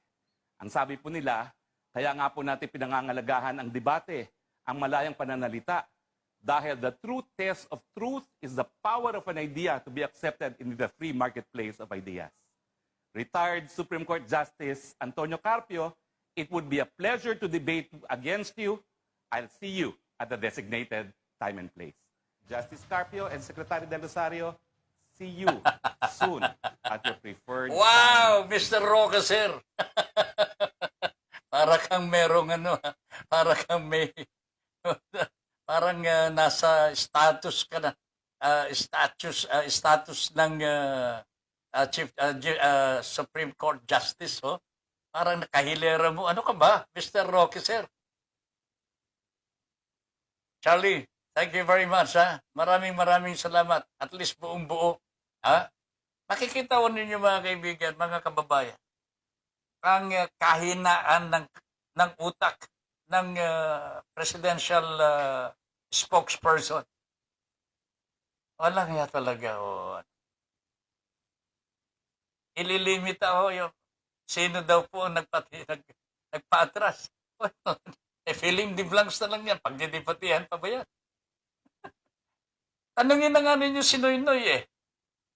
Para matapos na ho ito. Sino bang nagpa-atras? Ano pang dokumento ang kailangan ho natin? Mr. Roque, wala ka sa lugar na makipagdebate sa Justice of the Supreme Court. Di ba nakakahiya yan? Di ba nahihiya? Di ka ba nahihiya? Alam niyang buhay nito. Pangulong Duterte, yung matras eh. Ikaw pa kaya? Anong laban mo dyan? Diyos ko po. I think the former Justice of the Supreme Court will readily deny debating with you. Bakit? Hindi ka kahilere eh. Hindi ka kasabay eh. Hindi ka makakasabay dyan. Diyos ko po. Ngayon pa lamang, nanginginig ka eh. Ngayon pa lamang, nauutal-utal ka eh. Haharap ka pa sa mahistrado. Lakas naman ng loob mo, sir. Anak ng pating talaga, oh. Ano bang klaseng gobyerno talaga ito, sir? Ikaw haharap kay Justice Carpio? Baka gusto mo iharap sa iyo naman yung kanyang driver. Pwede. Yung driver po ni Justice Carpio. Baka yan ang pwede mong katunggalin. Ha? Huwag kang mag-a-aspire na tatanggapin ni Mr. Carpio na ikaw ay makalaban niya. Sabi, wala ka sa lugar eh. Wala ka sa kalingkingan ni Justice Carpio eh. Sabi ko nga, pinakikinggan ko yung buka ng bibig mo habang nagsasalita ka. Kanina-kanina lang. Nanginginig ka eh. Ibig sabihin, you are not even sure of what you're saying. Wow, Mr. Roca, sir. Ano? Ay, nako. Ayaw daw po ng kanyang mga cabinet secretaries. Inonsulta ba niya nung naghamon siya? Ito naman dalawang senador ho natin. Dagliang nagpunta ho sa Malacanang siguro. Mr. Soto at Coco Pimentel. Ano ba kayo? Ha? Takot din pa kayo? Nalamunin po ni Justice Carpio itong pangulo ninyo. Oh? Nung magsalita ho si Pangulo, magsabi na, magdebate tayo. Very forceful po yun. He was very confident of himself. Pagkatapos ngayon, aatras siya dahil napagsabihan po siya ng mga kabinete niya. Hindi po ba? Sabi ni Roque, ang Pangulo lamang ho ang may kapangyarihang magbura. Ang buhay na ito. Oh? Ay, nako talaga. Alright. Mga kaibigan, sandali lang. Itutuloy lamang po natin sandali. Itong pakikipag-usap sa nakakaawa naman po mga biktima po ng online lending. Marami po sila at hindi pa po masyadong decided kung ano talaga ang gusto ng karamihan po sa kanila. That is why I'm going to make another siguro video para maalalayan po ang mga biktima po natin so that they will know what to do next na po.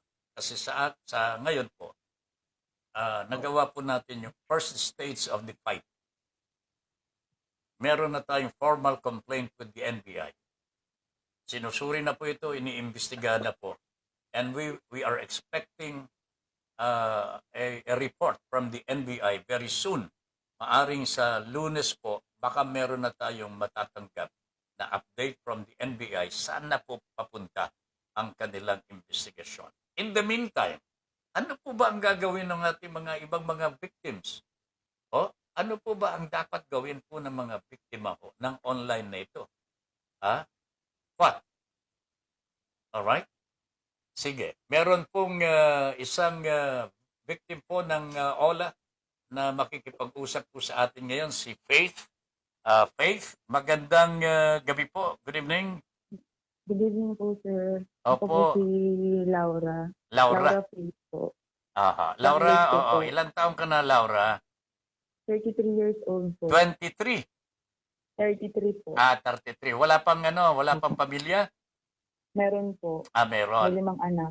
5. Wow, ang dami na. Opo. Malalaki na? Opo, sir. Okay. At least nakakatulong na sila sa inyo. Opo. Ah, Mga okay. sa gawaing bahay. Sa gawaing bahay. Okay lang naman yan. Okay lang naman yan. May trabaho ka, Laura? Ngayon po, housewife po kasi nung nag-pandemic, nagsarado po yung hotel na pinagtatrabahuan ko. Ay, naku, kawawa naman. Si Mister? Nasa Manila po siya nagtatrabaho sa isang board director po. Okay, okay. Sige. Nagdadrive po siya. Oo. Ilang taong ka na? 33, ano ha? Opo, 33 po. Oo. Taga saan? Saan ka tumatawag? Taga Leyte po. What? Sa Leyte. Nasa Leyte ka pa? Opo, sa Leyte po. Oh my goodness. All right. Anyway. Faith, Laura, Opo. pakisalaysay mo nga sa amin anong nangyari sa iyo. Noong November po, nag-start po akong humiram sa loan app. Kasi po, meron po kasing isang agent na nag-ano sa amin ng fruit picker po sa Canada. Hindi ko po alam na scam siya kasi meron kaming webinar, may Zoom na ginagawa. Ngayon, humingi siya sa akin ng initial payment ng 16K for cash ban daw po. Eh, nung nagkataon po na yun, yung hawak ko lang na pera is 10K. Mm. Humiram po ako sa isang app. Sa OK Peso po ata yun. Humiram po ako. 3K po yung in-approve. Pero ang pagbalik po is nasa 5,000 plus na. Malaki po yung nabawas sa processing fee. Nung una po, 2 app lang yun. Ang nangyari po kasi, para makapagbayad sa isang app, kasi 7 days lang nun ang binibigay nila eh. Hindi po totoo yung 91 days o yung 1 month. Oo nga, oo. Ang nangyari po, hindi pa umaabot yung sweldo ko, nag-review na ako. Umiram ako ulit sa ibang app hanggang sa umabot siya ng 8. Mhm. Sa 8 apps na. Opo, pero ngayon nabayaran ko na po yung 3. Yung kanina po, yung Sada Cash, kasi nag-past due ako ng 2 days. Hindi po ako nakapagbayad agad sa kanila kasi yung lola ko po is na hospital nung April 22. Nakalabas po nung April 27. Nakiusap po ako sa kanila, nabigyan ako ng panahon kasi matagal na rin ako naglo-loan sir since November pa po. Mm. Minura-mura ako ng agent, ang daming text, mga scammer daw ako, ganun. Tapos tumawag yung isang agent kasi nung kagahapon hindi ko nasasagot yung tawag niya dahil po nasa follow-up check-up po kami ng lola ko sa Tacloban. Mhm. Yung nag-text po siya na ipopost daw po ako sa Facebook, sinagot ko po siya ng God bless you. Nagalit siya tumawag. Sabi ko, hingin ko po yung pangalan niyo tsaka yung ID number niyo kasi may nag-advise po sa akin na gano'n ang gawin. Minura niya na po ako. Si ano daw po siya, ang pangalan daw po niya, ipasulat ko daw po is Giannis Antecompo, yung NBA player po. NBA player. Sabi ko, NBA player po yun. Huwag naman po tayong ganyan. Bakit mo daw hinihingi? Eh, sabi niya po, gano'n na. Minura-mura niya na ako, mamatay na daw ako. Sa stress ko po, kanina, yung mabuti na lang yung auntie ko nakachat ko. Tapos na isumbong ko po sa kanya, binigyan niya akong pambayad. Nabayaran ko rin po siya. Ang ano ko lang din po ba, kahit po ba nabayaran ko na siya at pinaka-close account ko na po ba, pwede pa rin akong magreklamo sa kanila. Yes, of course. Kasi the damage is done. The crime has been committed. Ginamit po nila yung panluloko, panghihiya. Meron pong criminal element po doon. Kaya dapat ito, pag-aaralan at pag-uusapan ng mga biktima. Kaya nga po eh. Aha. Tapos nung bago pa po yun, yung Sada Cash din po at saka yung Halika Cash is mag-sister company po ata yun. Pero pareho na po silang nabayaran ko na. So, Yung nabayaran Halika mo Cash na lahat? Hindi pa po. Meron pa po natitirang 5. Yung tala naman po, yung tala naman, maganda po yung sa tala kasi hindi sila ganon. Kaya wala po akong reklamo sa tala. Ito lang po talaga tong Sada Cash, Okay Peso at Halika Cash. Nung pag tinatawagan ko po sila, sa kanila lang ako may due date. Ang sasabihin po nila, may ebidensya ka ba? May pangalan ba ng kumpanya namin? Sabi ko po, sa inyo lang po ako may due date. Oh, wala ka naman palang ebidensya. Tapos magmumura po sila, makababae man po na agent o lalaki. Nung umiiyak na po ako noon, ano po yun ata mga March, merong tumawag sa akin taga Sada Cash, mabait na po siya. Siguro yun yung parang may ano sa kanila, may katungkulan. Sabi niya, oh, bakit ka ginaganon? Ang dami mo na palang beses nag-loan dito. Ganyan-ganyan sabi niya po. Sabi ko, bakit po ganon yung agent niyo? Nakikiusap naman po kami ng maayos. Di naman po kami scammer. Ang nangyari po kasi, tinext po nila yung asawa ko. Scammer daw po ako. Nag-loan daw po ako ng 100,000. Eh, hindi naman po totoo. Oh my God. Yan Andito naman. pa po yung mga text. Yeah, itago ninyo yan, ha? Itago ninyo yan. Opo. Kasi yan ang gagamitin natin ebidensya laban sa kanila. Bubutasin daw po yung ulo namin, pati ng anak ko, bibigyan daw po kaming kabaong. Ganun po. Yung Okay Peso po naman, ito yung pagkakamali ng sa Okay Peso. Nung nag-due ako sa kanila, nga nasa ospital nga po kami ng lola ko, hindi naman po, kasi po ngayon dahil pandemic, hindi ka po makakalabas. Buwan po ikaw ang bantay, hindi ka na pwedeng lumabas kasi isaswab ka na naman. Oo nga. Ang nangyari po doon, sabi ko, ma'am, baka bigyan niyo po kung hanggang makalabas lang ako.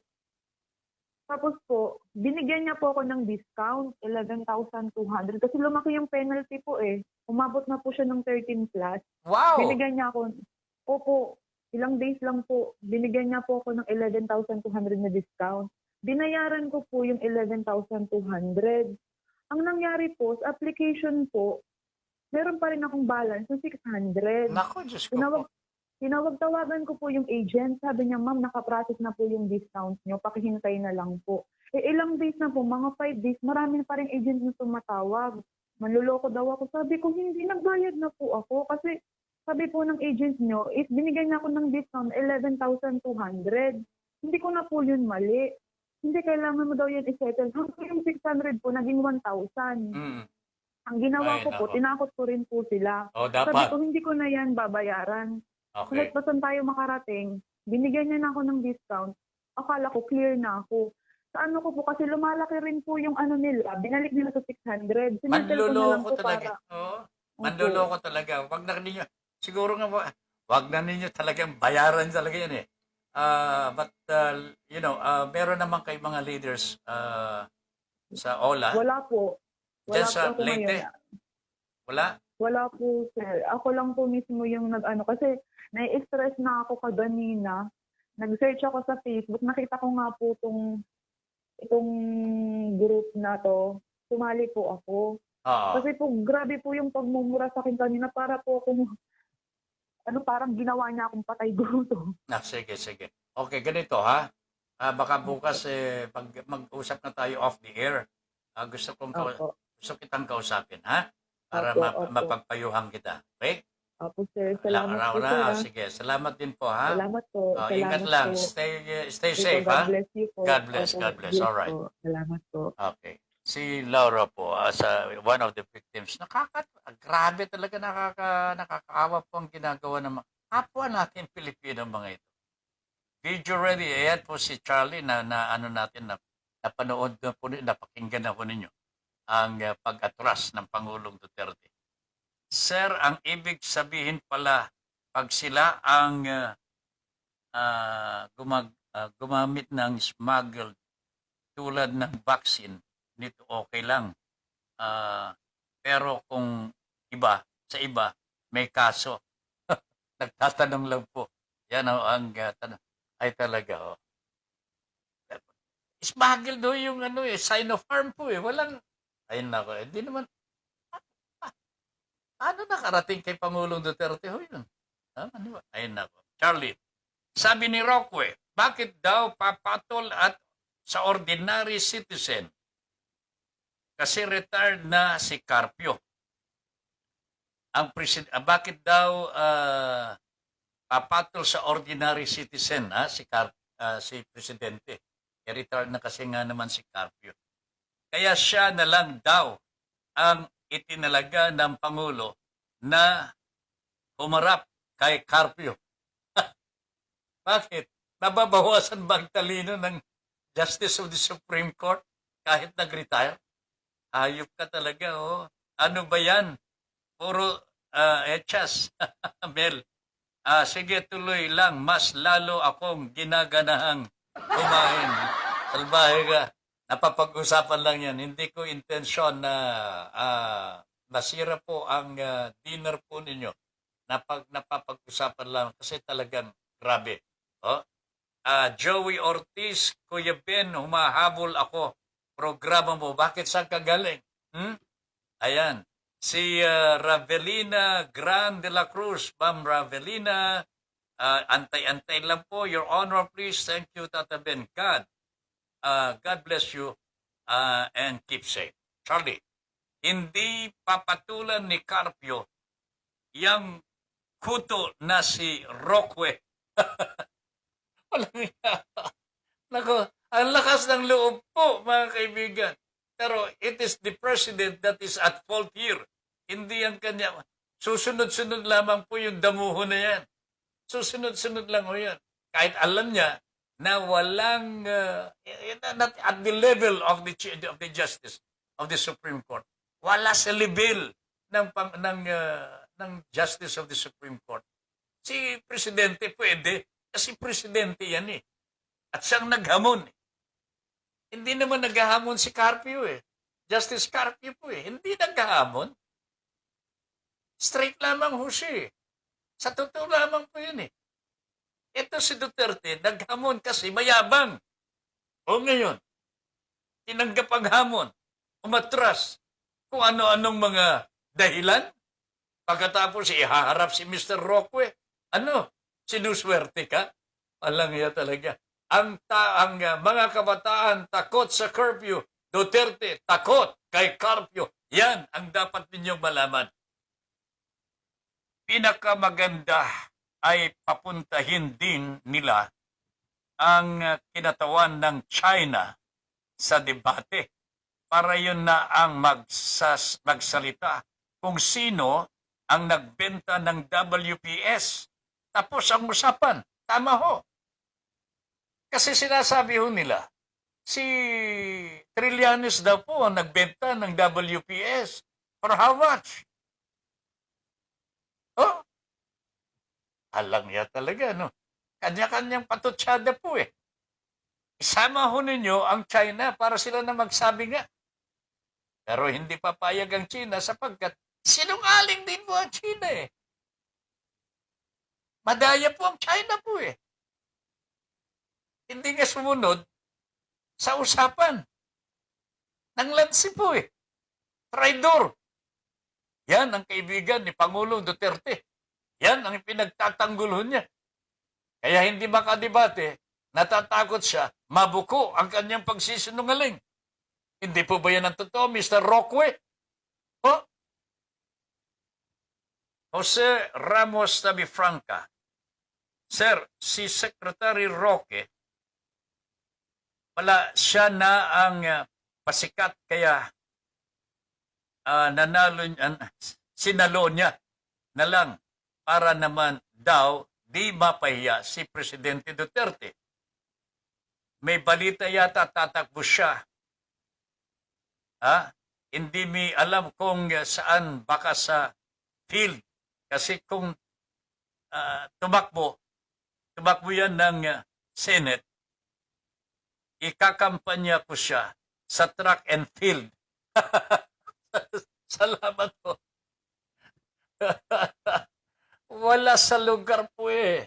Mr. Roque, sir. Wala kayo sa kalingkingan ng mahistrado. Please lang naman. Nakakahiya ho kayo eh.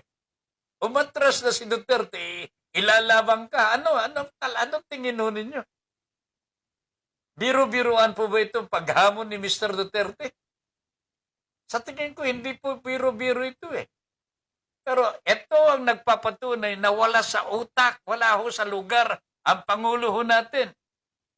Kasi kung nasa lugar po ito, Alam niyang gagawin niya eh. Tingnan po ninyo, sinalungat po siya ng kanyang gabinete. Sinalungat po siya.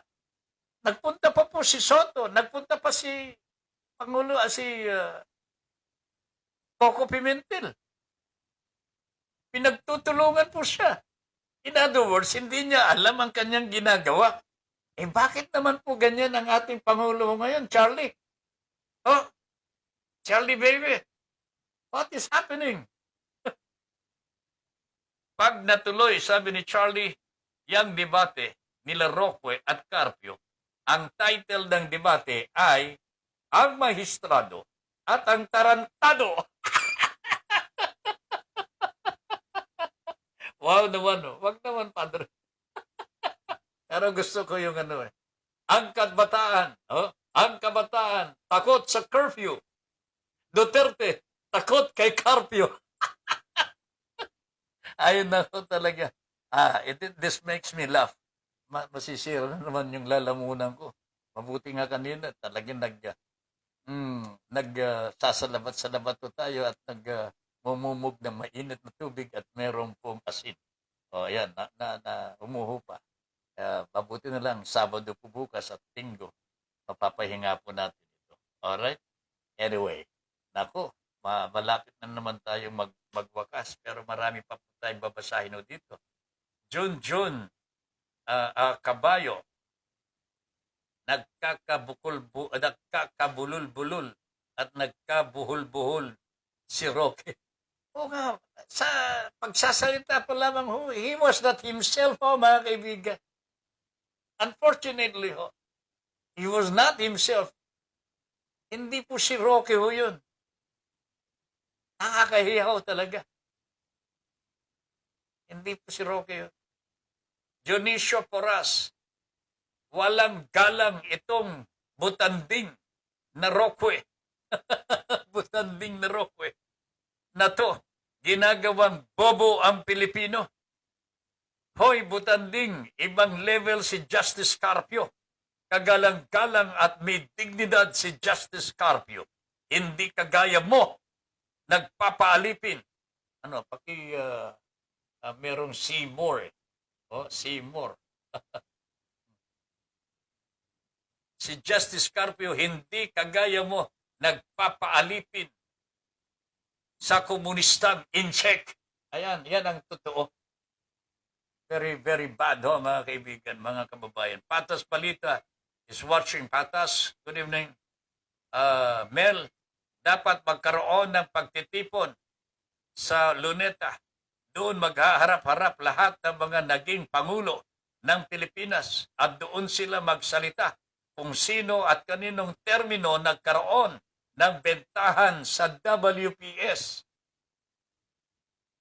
Sa totoo lang, wala naman talagang bentahan nito eh. Walang bentahan ho rito dahil hindi naman po pwedeng ipagbili ho yan. Teritoryo ng Pilipinas, hindi po pwedeng ipagbili ho yan. Ngayon, kung may nagbenta ho, kailangan maimbestigahan. The least that, kung talagang yung mga honorable ang mga naging presidente natin at yung presidente natin ngayon. Kung meron silang dignidad ho, at may paniwala pang tama ang kanilang ginagawa, magsalita na po sila. O kaya, kausapin. Masama po bang mag-usap yung dalawang naging presidente? Noynoy at saka si Duterte? Kahit hindi sila magkapartido. Bakit po ganyan tayo dito sa Pilipinas? Kapag ka natalo ka na, galit ka. Walang professionalism po talaga. Walang professionalism. That is the reason why hindi tayo umaangat. Nadadala ho tayo eh. Loyalty so. Naging loyal ka kay Noynoy. Ngayon, loyal ka kay Duterte. Naging loyal ka kay Ramos. Naging loyal ka kay... Nako. Nahati-hati na po ang Pilipinas talaga. That is not how to handle the truth. Dapat maintindihan po natin ang katotohanan. Dapat po ito ang magliligtas. That this will make us free. But we are not using it. Hindi natin hinahanap yung totoo. Nagpapaalipin din po tayo sa ating mga tinitingala. Hindi po dapat ganun ho, mga kaibigan. Bakit may Marcos loyalist pa hanggang ngayon?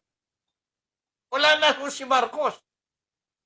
Si Bongbong Marcos is not Mr. Marcos of the past.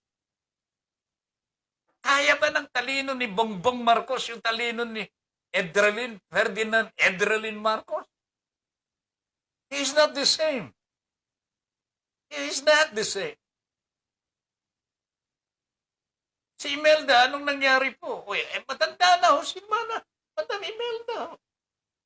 Pero nandyan pa rin po yung loyalties. Bakit tayo loyal? Tanungin ho natin ang ating sarili. Hindi po masama na gumalang po tayo at magbigay pugay, maging yung bang kapanalig pa rin ng mga nakalipas na mga personalidad. Hindi po masama. Pero kung alam na po ninyo ang katotohanan, pero binabaluktot po ninyo ang katotohanan sapagkat ayaw ninyong masira ang loyalty ninyo sa iba. Hindi ko sinasabi loyalty kay Marcos lamang po ito eh. Loyalty kay Noynoy, loyalty kay Cory, loyalty kay Ramos, loyalty kay Erap, loyalty kay Duterte. Patakin ho ninyo mga kaibigan, mga kababayan. If we profess loyalties to all these leaders, what happens to the Philippines? Kanya-kanya tayo ng loyalty. Alamin ho natin ang totoo. Pwede po ba? Alamin po natin ang totoo. Magsakripisyo po tayo. Ipanalangin ho natin. Mabigyan po tayo ng enlightenment ng ating Panginoon. Makita po natin ang katotohanan. At magamit po natin ang katotohanan para sa ikabubuti ng ating pamayanan. I think this is the best thing that we can do together as Filipinos, mga kaibigan. Tama na ho yung loyalties. Sabi ko, hindi masama. Pero yung extreme loyalties to a point of fanaticism, that is the worst thing that could ever happen to us Filipinos. Kanya-kanya ho tayo ng loyalty. Wow, mga kaibigan. Hindi yata maganda ho ito. I don't see the benefits that it would give us kung kanya-kanya tayo ng loyalties. I think we should be loyal to the ideals of our leaders, not persons, mga kaibigan. Kailangan ano ba ang pinaglalaban nitong leader na ito? Ano ba talaga ang kanyang ginagampanan ngayon para sa taong bayan po ba? O para sa kanyang sarili? We have to find out. Tukuyin ho natin. It is our responsibility to find the truth, mga kaibigan. Hanapin ho natin ang katotohanan no matter how much it costs. Because this is the only thing that will set us free. Ito lamang po. Inuulit ko po, hindi masama ang magkaroon ng loyalty. Pero kung ito ay mapupunta na ho sa fanaticism at lahat po tayo may loyalties na sa mga naging presidente ho natin, can you imagine that? Pag-uusap po tayo na pag-usapan ng politika, away kaagad. Hindi yata maganda. Pagkaiba man po tayo ng pananaw, hindi tayo dapat magkaaway. Hanapin natin sa dulo, meron pong paraan para tayo magkakasundo. Magkakaroon po tayo ng pagkakaisa at kapayapaan. Yan po ang idealismo ng ating Your Honor Peace. Ulitin ko po, hindi po tayo magkaaway, magkaiba man po ang ating pananaw. Makikita po natin ang daan sa pagkakasundo at pagkakaisa. That is, kung gusto po natin. Okay? Hanggang sa Lunes po, mga kababayan ko, mahal ko kayo. I love you all talaga. Alright? Maraming salamat kay Mel, Charlie, meron pang hindi na nabasa. Tapos kapag hindi pinatulan ni Carpio si Roque, sasabihin naman ng palasyo ay naduwag si Carpio. Mga adik yata yan, tatabihin. Talaga, oo nga. Oo, mga adik-adik ang mga yan eh. Alright, mga kaibigan, wala na tayong oras po. Ha? Bakit meron pa ba? Si Parente, baka sabihin ni Parente, inaagawan natin siya. Ha? Mon Aral, good evening, my friend. Oh, Marichelle Wright is watching. Yan ang tama, sama-sama tayong maghanap ng solusyon sa kinakaharap nating problema at di yung laging hinahanapan natin ang mali ang bawat isa. Ayan, tama po yan. And tama si Melito, sa Luneta sila mag-meeting para ang mapatunayang nagbenta, barilin na din. Agad, doon sa Luneta. Ayos! Bueno, wala na tayong oras po hanggang sa Lunes po, ha? Let us sleep well. Alam ko marami po tayong problema pare-pareho, pero idalangin po natin, mabawas-bawasan ng konti at makita po natin ang katotohanan. Bilang mga Pilipino, pwede po tayo magkaisa at hindi po tayo magkawatak-watak. Ben Pipon here, saying thank you very much for allowing us into your homes and for giving us the privilege to be of service to you. Carol Balienas, God bless po. Always, Sir Ben. Stay safe po. Dionisio Paras, salamat po, Sir Ben, sa buong linggo ng talakayan. Ingat po, Sir, at sa lahat ng makikinig. God bless you all. Bernard Samonte is watching. All right. Good night, everybody. Magandang gabi po. Inyong natunghayan ang makabuluhang pagtalakay sa mga isyong napapanahon.